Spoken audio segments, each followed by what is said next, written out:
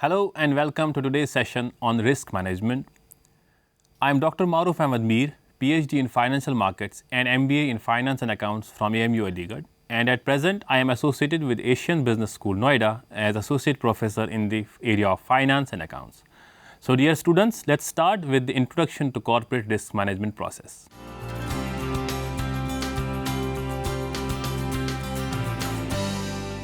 The risk management process: identification, analysis and response. In the project management literature, a rather more prescriptive interpretation of risk management is propounded. To develop the concept of management tool, authors have tended to describe the process by which risk management is undertaken. According to Smith 1995, the process of risk management involves the following. Number 1, identification of risk uncertainties. Number 2, analysis of implications. Number 3, response to minimize risk. Number 4, allocation of appropriate contingencies. Risk management is a continuous loop rather than a linear process, so that as an investment or project progress, a cycle of identification, analysis, control and reporting of the risk is continuously undertaken. Risk analysis and risk management have been carried out in many fields for a number of decades and are being increasingly used as integral part of the overall business management approach and on most major projects. In some cases, they have become a mandatory requirement for financial planning and regulatory approvals. Many client organizations require contracts to identify potential risk in an investment and to state how these risks would be managed and should they occur. Now, Champman and Ward in 1997 believe that there are 8 phases in the risk management process. Each phase is associated with broadly defined deliverables, maybe targets not achievable initially, and each deliverables is discussed in terms of its purpose and the task required to produce it. Now we discuss a summary of these phases and deliverable structures. Number 1, define. The purpose of this phase is to consolidate any relevant existing information about the project and to fill in any gap uncovered in the consolidation process. Number 2, focus. The purpose of this phase is to look for and develop a strategic plan for the risk management process and to plan the risk management process at an operational level. A clear, unambiguous, shared understanding of all the relevant aspects of the risk management process, documented, verified and reported, should result from this. Next is identify.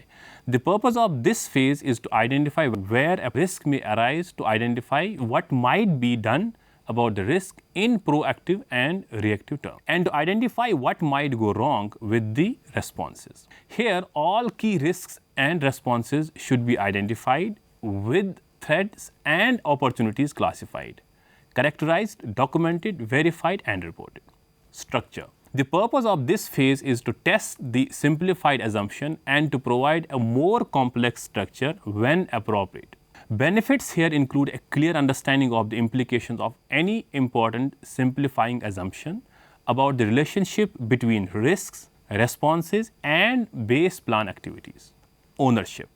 At this phase, client-contractor allocation of ownership and management of risk and responses occur. such as the allocation of client risk to named individuals and the approval of contractor allocations. Here, clear ownership and allocation arise. The allocations are effectively and efficiently defined and legally enforceable in practice where appropriate. Estimate. This phase identifies area of clear significant uncertainty and area of possible significant uncertainty. This acts as a basis for understanding which risks and responses are important. Next is evaluate. At this stage, synthesis and evaluation of the results of the estimation phase occur. At this stage, diagnosis of all important difficulties and comparative analysis of the implications of responses to these difficulties should take place, together with specific deliverables, like the prioritized list of risks or a comparison of the base plan and contingency plan with possible difficulties and revised plans. At this phase, the project plan is ready for implementation. Deliverables include base plans in an activity terms at the detailed level required for implementation with timing, precedence, ownership and associated resource usage, contractual terms where appropriate, clearly specified, including milestones, initiating payments and other events or processes defining expenditure and an associated base plan expenditure profile. Risk assessment in terms of threats and opportunities. Risks are assessed in terms of impact given no response, along with assessment of alternative potential reactive and proactive responses. Recommended proactive and reactive contingency plans in active terms with timing, precedence, ownership and associated resource usage, contractual terms where appropriate, clearly specified, including trigger points, initiating reactive contingency responses and the impact assessment. A management phase that includes monitoring, controlling and developing plans for the immediate implementation. This stage allows revisiting earlier plans and the initiation of further planning where appropriate. Also exceptions like changes can be reported after significant events and associated further planning. The corporate and the strategic business elements should also be included in the process outlined by the Chapman and Ward, since risks identified at these levels need to be addressed before a project is sanctioned. For the purpose of outlining the risk management process, the BMBOK 1996 system has been used to give the brief description of the necessary processes, namely number 1, risk identification, number 2, risk quantification and analysis, number 3, risk response. PMBOK 96 stated that the project risk management includes the process concerned with the identifying, analyzing and responding to project risk. It also includes maximizing the results of positive events and minimizing the consequences of adverse events. We will now discuss the main processes involved in the project risk management.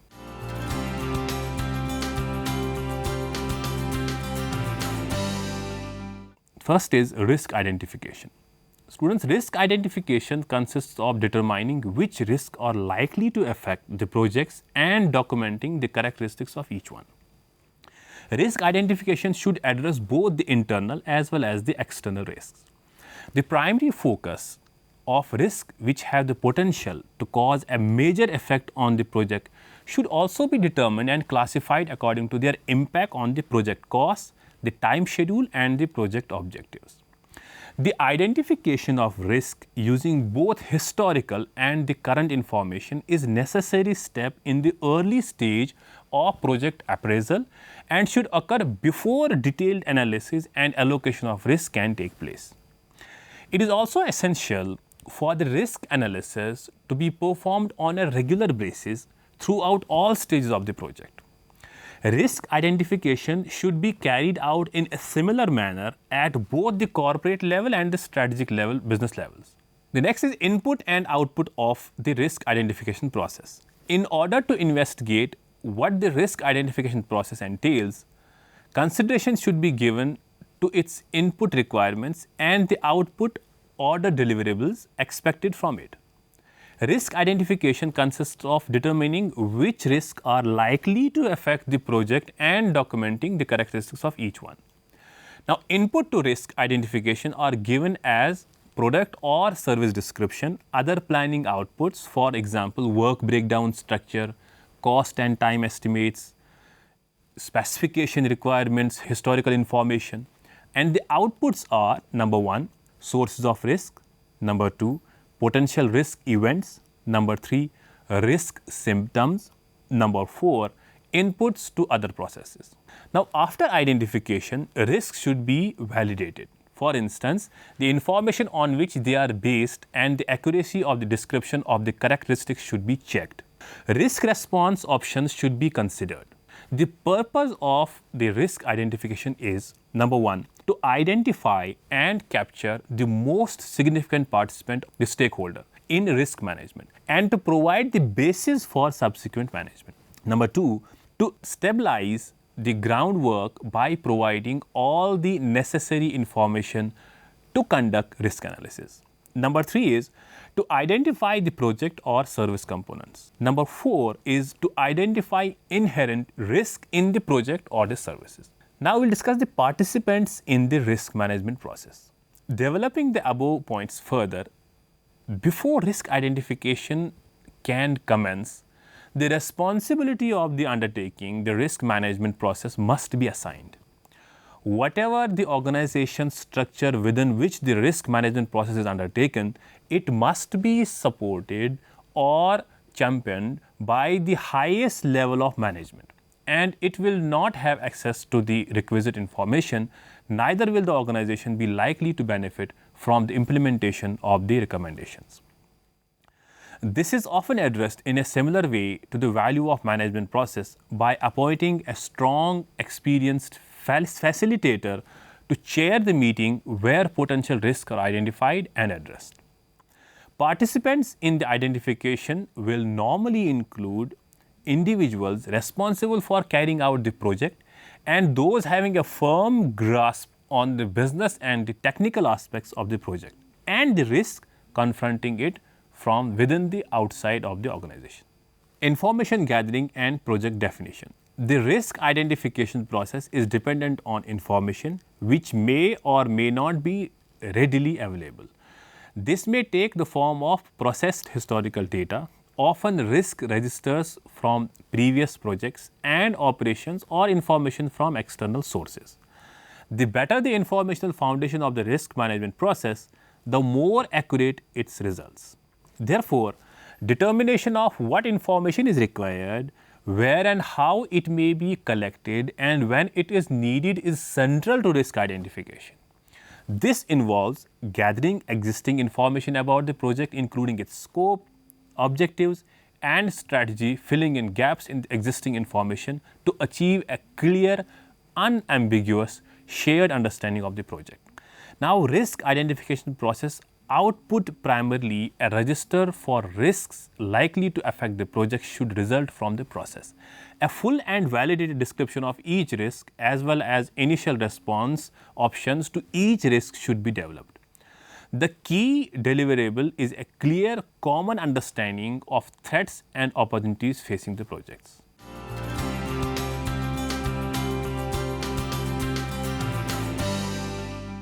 Now, risk quantification and analysis. Risk quantification and analysis involves evaluating the risk and the risk interactions to assess the range of possible outcomes. It is primarily concerned with determining which risk events warrant a response.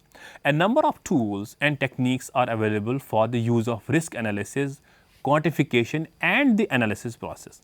There are mainly two types of methods used in the risk quantification and analysis process. These are qualitative risk analysis and quantitative risk analysis.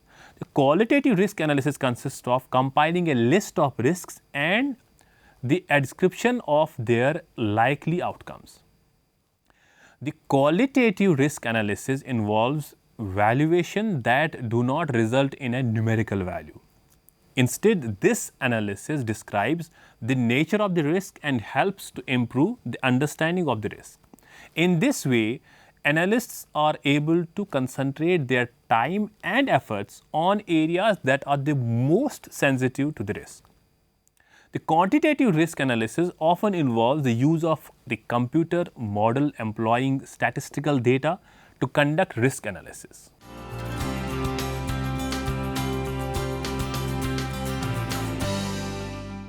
Now, risk response. Risk response involves defining enhancement steps for opportunities and responses to threats. Responses to threats generally fall into one of the following categories. Let us now discuss the tasks and the benefits of risk management. The task of risk management is not to create a project or business that is totally free of risk. No undertaking, regardless of size and complexity, is without risk, but to make the stakeholders aware of the risk, both negative and positive, help them to take well calculated risk and to manage risks efficiently. As this is necessary in every project phase, from identification to implementation and operations, risk management should be used in each of these phases. Champman and Ward in 1997 believe risk management has the following benefits. The risk associated with the project or business are defined clearly and in advance of the start. Management decisions are supported by thorough analysis of the data available. Estimates can be made with greater confidence. Improvement of projects or business planning by answering what-if questions with imaginative scenarios. The definition and structure of the project or the business are continually and objectively monitored. Provisions of alternative plans and appropriate contingencies and considerations concerning their management as part of risk response. The generation of imaginative responses to risks. The building up of a statistical profile of historical risk which allows improved modeling for future projects. Students, the benefits of risk management can also be expressed as follows. First is project or business issued or classified, understood and allowed from the start of the project. Decisions are supported by thorough analysis of the data available. The structure and definition of the project or business are continually and objectively monitored. Contingency planning allows prompt, controlled and previously evaluated response to risk that may materialize. Clear definitions of specific risks are associated with a project or business. Building upon a statistical profile of historical risk to allow better modeling for future projects and investments. Risk management requires the acceptance that uncertainties exist. A thinking process with ingenuity and imagination and also a realistic attitude of the management in the evaluation of possible risks. As risk analysis is a part of risk management, it helps the project or the commercial manager to anticipate and thus control the future events with risk responses and not be taken by surprise by the occurrence of already identified risks. It must be stressed that realistic base data, the realistic assumptions concerning cost, revenue, duration and quality are essential prerequisite for risk analysis. So, if the risk analysis is based on unrealistic base data, often the base data is feasibility study and that too optimistic, the results are not only unrealistic economic parameters, but also can mislead investors and both project and commercial managers by giving the unrealistic base data a sort of scientific approval.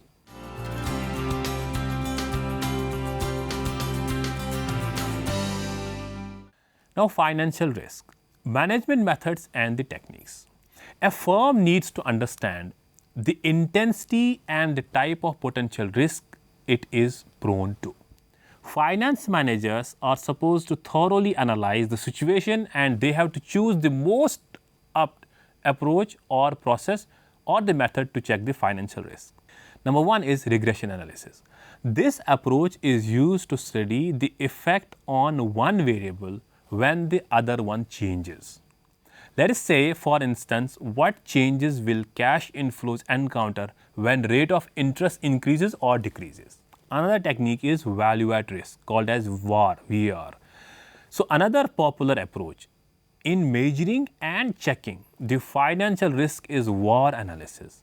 VAR is measured with respect to the amount of potential loss, the probability of that amount of loss, and the time frame. For example, a financial firm is exposed to 5% 1 month value at risk of Indian rupees 50,000. This implies that there is a 5% chance that the firm has to bear a loss of Indian rupees 50,000 in any given month. Let's understand this concept with another example. Suppose another firm owns an investment portfolio on which they determine the VAR to be rupees 1 lakh at a 50% confidence level over a 40-day holding period. Now, if no investment are infused or sold over within 40 days, then there is a 50% chance that the firm might lose out Indian rupees 1 lakh. So, VAR is estimate of the possible maximum loss. Actual loss may be above or below the estimated loss. The third technique is security analysis. Analysis of tradable financial instruments like debt, money borrowed from the markets, the equities, owners' funds, mixture of these two, and warrants of company is known as the security analysis. Sometimes future contracts and tradable credit derivatives are also included. Security analysis is further subcategorized into fundamental analysis, which works in accordance with the different fundamentals business factors such as financial statements, the technical analysis, which focus upon price trends and movements. The number 4 technique is scenario analysis. Scenario analysis is another useful approach in quantifying the risk. It is also known as stress test, sensitivity test, or what if analysis. Financial managers create more than one scenario and ask what if the situation were to occur. For example, what if the stock market crashed by 38%? What if the interest rate were to rise by 100 basis points? What if the exchange rate were to raise by 40%? What if an important client were to leave the firm? Now the results of these hypothetical scenario analysis are converted into a risk measure by assuming that the risk exposed based on the calculations and maximize loss predicted is assumed to be the worst case scenario.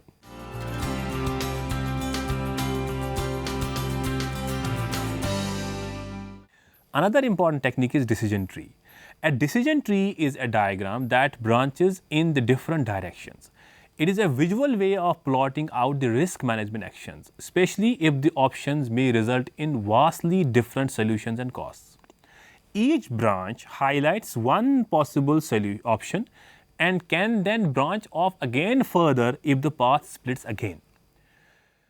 You won't want to do this for every single risk on your log, but where there are multiple possible routes to address the risk and the risk impact is significant, it can be worth using a decision tree to drill down the potential path before agreeing on the next step.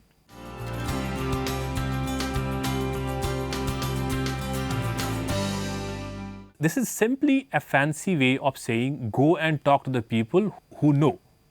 This technique has two main uses. It helps with risk identification. People involved in the project and the other subject matters experts have a good insight into the kind of things that might cause project risk. It helps with risk management action planning. Experts may offer you different ways of address a risk, broadening your options when it comes to deciding what to do next. It never hurts to talk to people, and it's very easy. Set up some calls or meetings and tap into the wisdom of your experts.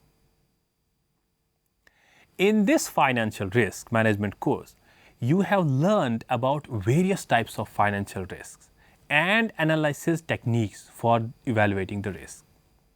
Highlights are some of the important ways of financial risk analysis. Apart from this, there are various financial risk management methods and techniques which can be used for analysis and evaluation. This is all for today, students. Hope you have understood. So we will meet in the next episode with a new topic. Till then, take care. Goodbye.